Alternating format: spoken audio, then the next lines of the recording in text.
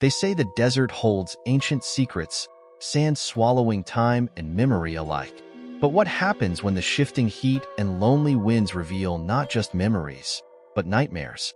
This is the story of a mirage that wasn't. A real horror encounter. One man swears he'll never forget. Meet Jake, an experienced photographer and adventurer. On a trip to document the vast, breathtaking landscapes of the Mojave Desert, Jake decided to take a shortcut off the main highway, a decision he'd soon regret. I've always been drawn to the desert. Something about the emptiness feels freeing, like you're walking on the edge of the world. That morning, everything seemed normal. The sun, the endless road, the silence. But by late afternoon, that's when it started. Jake's car stalled in the middle of nowhere. No cell service. No other cars for miles. Just him and the unbearable silence. I figured it was the heat, or maybe something minor with the engine. But you know that feeling you get, that crawling sensation, like someone's watching you? Yeah, that started about 5 minutes in. With no reception and no sign of help, Jake decided to walk. The horizon ahead stretched like eternity, but in the desert, your mind can play tricks on you. Or worse, show you things that are very real.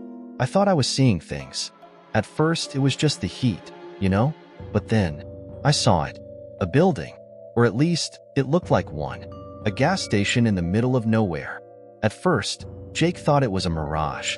But the closer he got, the more details he could make out.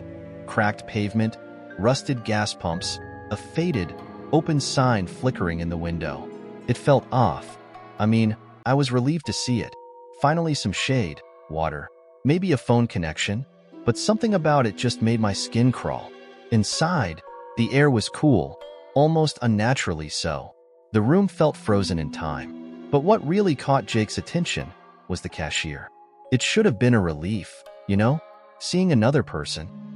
But that guy, he just stood there. Didn't even flinch when I walked in. His hat was pulled low, like he was hiding his face, and his hands, they weren't right. Jake's instinct screamed at him to leave, but his thirst and desperation pulled him further into the station. That's when the whispers began. In that moment, Jake realized this wasn't a mirage. This wasn't even human. It was something else. I ran. I didn't care where I was going. I just ran.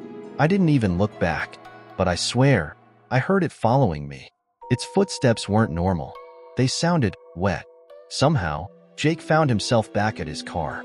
The engine is working perfectly again. He didn't ask questions. He just drove. I don't know what that place was. I don't know what it wanted with me. But one thing I'm sure of, it wasn't a mirage. It was real. Too real. To this day, Jake avoids the desert. The gas station? No trace of it exists on any map. Some say it was a hallucination. Others believe the desert holds things beyond understanding. So, was it a mirage or something far worse? Perhaps we'll never know.